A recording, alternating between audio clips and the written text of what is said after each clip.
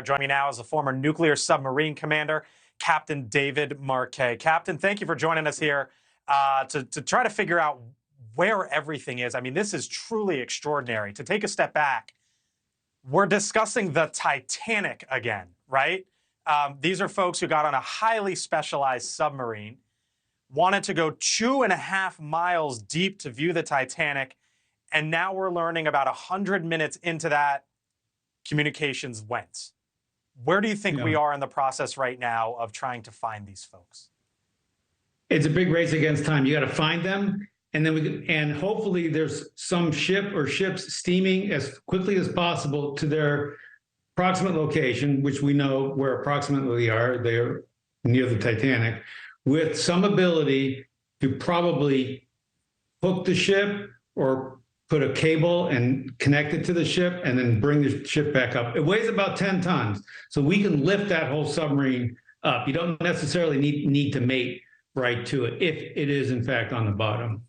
Can you do that, sir, from the bottom? I mean, again, we're talking about 13,000 feet, 2.5 miles. Let's take best case scenario here, that everyone hopefully is alive, that they're able to locate this. Do we have the capabilities? Do we have the technology and the wherewithal to be able to then pull that thing up 2.5 miles? Yeah, we should be able to pull that thing up, but the problem is we got to get to connect. We got to get it to connect onto the ship. I don't know how that happens. If it requires sending another ship down there with some kind of a claw that the person is like sees it and connecting it into the other ship, then you got a much bigger problem, because we need to get another ship that can go 2.5 miles deep to the location. And like you said, it's 800 miles east of the East Coast, and that's going to take a long time to drive out there. What do you make of that they lost communication? What does that tell you besides, clearly there's an obvious there, but what are the hopes, even, I guess, would be a better question, knowing that they have lost communication? Let's say best case, it's simple. The communication device, something happened to it. It broke. But then in that situation, I'm sure they would just immediately return to the surface. So the problem isn't we lost communication, and they haven't shown up on the surface, and they haven't launched some kind of an emergency device. We call them EPIRBs, but they're emergency. If you're a ship at sea, if you go to the ocean, they all carry these satellite transmitters. Yeah. Why? Whether it had one, I'm not sure. Why they didn't launch it, if they did, I don't know. But so it's not just we lost communication. It's lost communication, and this makes us fear for the worst. Yeah, that was my next question. I mean, you've been obviously spent a ton of time on nuclear submarines. I was fortunate enough, sir, to spend a day for a story, 24 hours on it, sleep on the thing.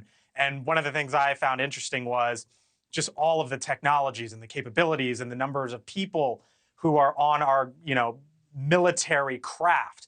This is not a military craft. This is 22 feet big and 5 people on it. What are the capabilities that this has?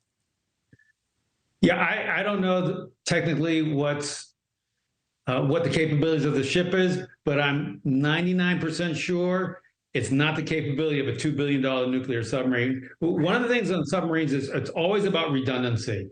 If we need 1 pump, we put in 2. If we need 2 pumps, we put in 3. And we always have backups to systems, then backups and backups and backups.